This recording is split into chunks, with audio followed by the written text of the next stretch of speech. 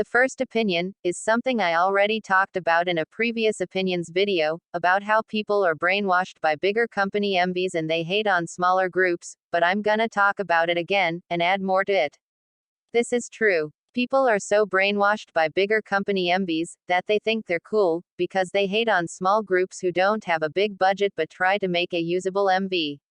If you leave out the dance performance videos that companies use as official MVs, you'll see many other companies trying with their MVs, and a lot of MVs that I've seen are amazingly made. Even though there are some companies who add terrible effects and edits and stuff that ruin the MV, they still try to make the MV good. Though they fail at it, and the MV looks weird and bad, the companies are still trying, and I appreciate that. I, for the life of me, don't understand why people have such high standards for an MV, and are blinded by the expensiveness and budget used, that anyone who doesn't provide that same quality is bad. Like seriously. An MV doesn't make or break a song. The song does, and while I understand people disliking the MV, because it doesn't match the song or doesn't fit the theme of the song or anything, and they dislike and critique the MV for a certain reason, I don't understand why there are people who just want to spread hate, because their quality isn't a high camera or their budget isn't too much. Like, why do y'all like expensive high quality things? Why do y'all care so much about the money budget basis of a K-pop group, song or comeback?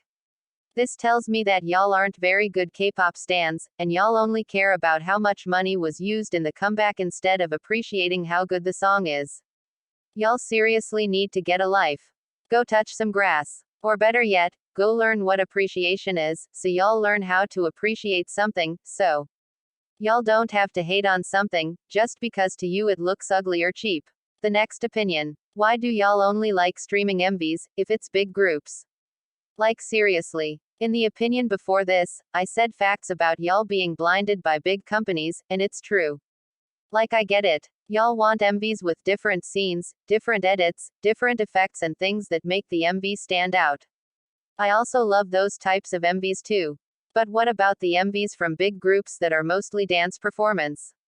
I've seen so many MVs that are good but are underrated because people don't know them, and a lot of them are amazingly shot, but have mostly dance performance with some member solo scenes.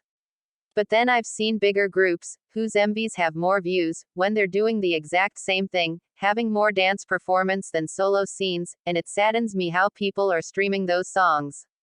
Like, there's Thunderous by Stray Kids, there's Next Level by aespa, there's the first half of Atiza's Deja Vu, there's Everglow's First.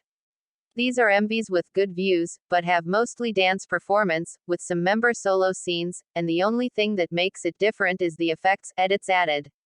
I'm wondering, how TF do they have so many views, if smaller groups who do the same, don't have the same amount of views?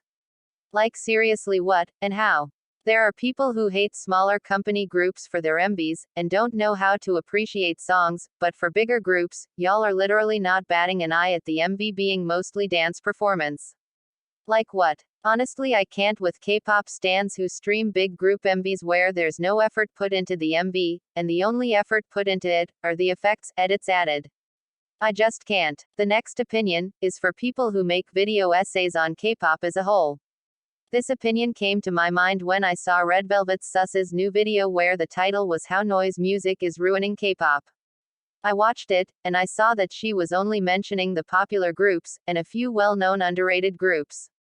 So she was only mentioning a small portion of K-pop. So I commented on her video, she hasn't seen my comment yet. Nobody has seen my comment yet, saying to change the title to How Noise Music is Ruining Popular K-pop. The reason why I say this, is because Red Velvet Sis just mentioned a small portion of K-pop, and not of K-pop as a whole.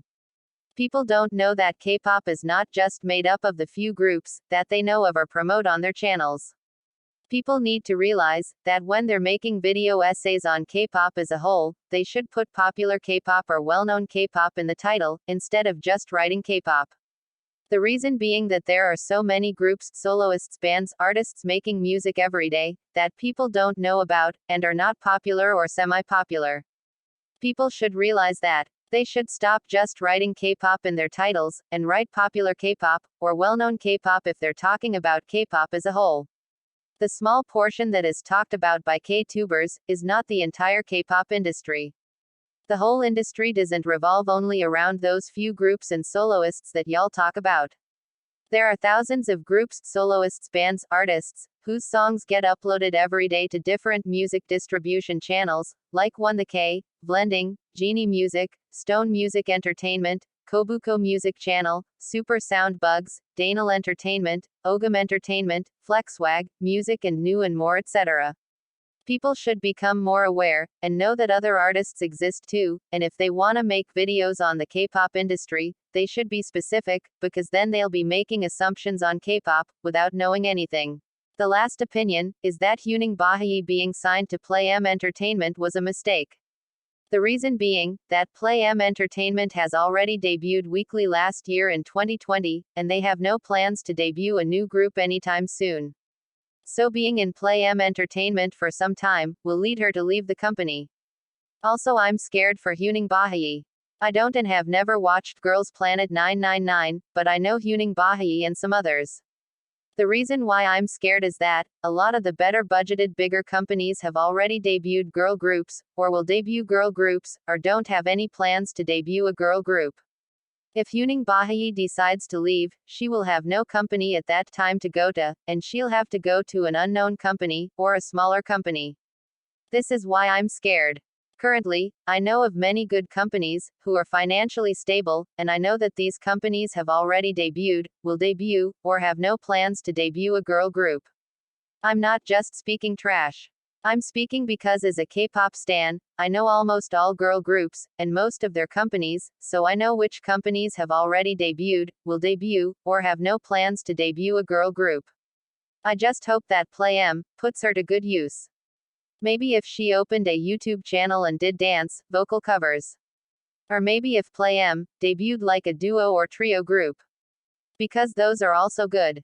I don't follow Hyuning Bahae at all, but hearing how she's under Play M concerns me about her future, because Play M have already debuted a girl group.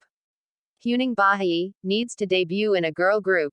She needs some experience. She's not fit for being a soloist yet. That's why I'm worried about her. I just hope something comes up, and she gets to debut.